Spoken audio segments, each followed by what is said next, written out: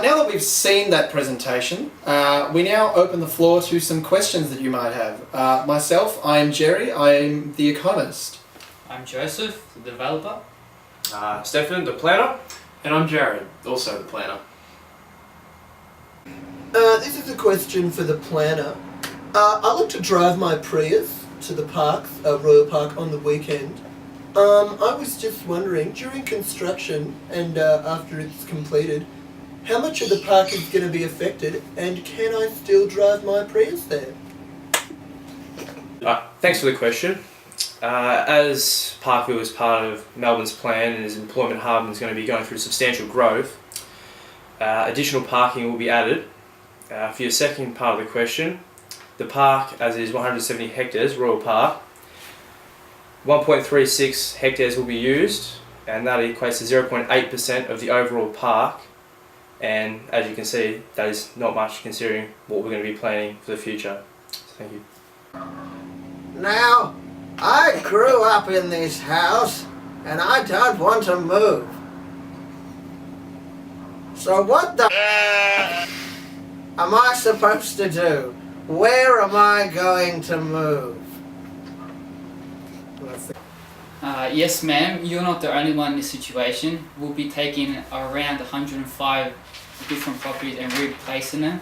But with addition to this, we will be reimbursing you with above market value of your property, and in addition to this, paying any overdue taxes. Like, where's this money coming from, economist? Is this coming from my Centrelink payments or my dole payments? Because I don't want to be out of hand. There. Yep. That's a very interesting question, sir. I understand your concern over the costs. It is believed to cost between $6 and $8 billion over the course of its completion. For stage one, which is the tunnel in question, the Abbott government has pledged $1.5 billion to the completion of the tunnel, and an additional $2 billion for the further stages, so stage two. So we will be expecting more money to come in from the government to fund this, which alleviates any pressure on the public. However, with Australia being a growing nation, especially Melbourne, we will have more people moving in the next few years, especially by 2021.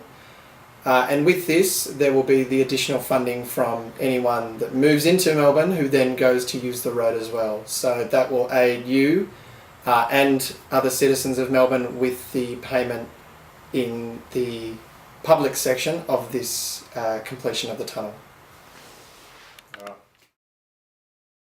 There you go.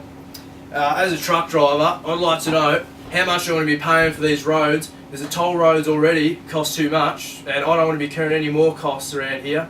This should be coming out of the government's money, so I'd like to ask the economist, how much is this going to cost?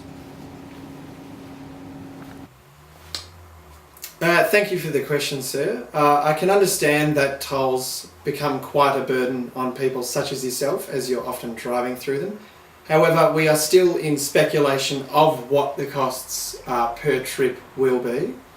However, we have noted that by 2021, without this road, costs are expected to increase of $6 billion lost in productivity. Additionally to that, statistics show that we are able to transport 15 billion tonne kilometre per annum. With the completion of the East-West Link tunnel, this is expected to rise to 33 billion tonne kilometre per annum by 2046. With these figures and these increases, we could expect to see businesses save quite a substantial amount of money. Furthermore, traffic times are expected to decrease for people such as yourself by anywhere between 10 and 20 minutes per trip. With these savings in time and money, we can see businesses being able to expand, to grow, and have a greater opportunity to subsidise your trips, leaving you with less of the suffering and the payment of this toll road.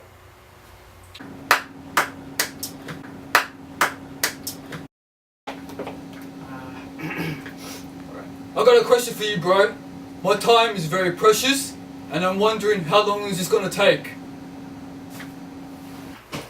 Sir, I'm quite aware that your time is very valuable, and we have this in mind during the construction.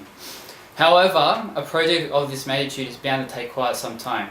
We have scheduled stage 1 of 3 in October of this year, and the schedule of completion is 5 years from now in 2019.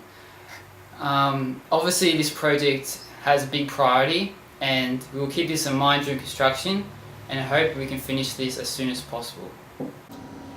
This all seems like a very, very big waste of money.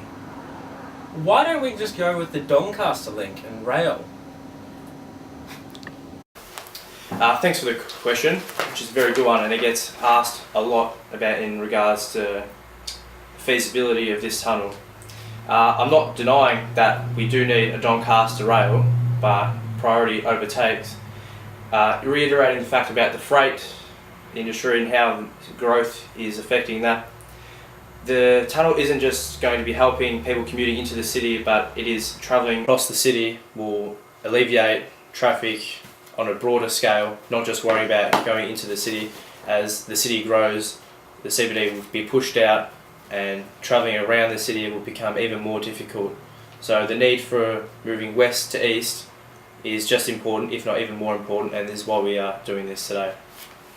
As my partner explained, we aren't tiptoeing around the Doncaster rail need, but we're just putting preference towards the EastWest link, because it is going to be a necessity in the coming future.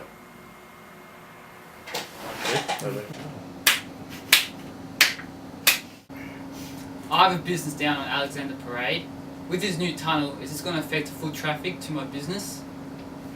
Very good question. As I said before, Melbourne and Australia even is growing, and particularly the area around the East-West link is a growing area. So although we will be redirecting some traffic through and around the city, there will still be a substantial amount of foot traffic, and we believe that this will not affect the sales and popularity of your business. In regards to planning, with the reduction of traffic, we're hoping that Alexandra Parade will be a bit more relieved in the traffic, and we're hoping to redevelop that kind of area into a much more nicer, sustainable looking area, including footpaths and bike lanes, and this in turn will make it better for your business in a much nicer looking street and people walking through. Thank you. This is to the planner. I cycle a lot, and I was wondering how this east to west link tunnel is going to affect my daily commute into the city cycling, and will there be any connections running from further bike routes into the city? Thanks for the concern. In regards to bike lanes and cycling throughout Parkville, we've actually introduced, in conjunction with Bicycle Victoria, more integrated bike lanes with tree-lined esplanades to more cater for your cycling needs, and to minimise the risk of you and the public traffic becoming too close to each other. Furthermore, following from that answer, there'll also be improvements to the overall bike paths, including the missing sections linked to make sure the overall bike ride is as safe as possible. Thank you.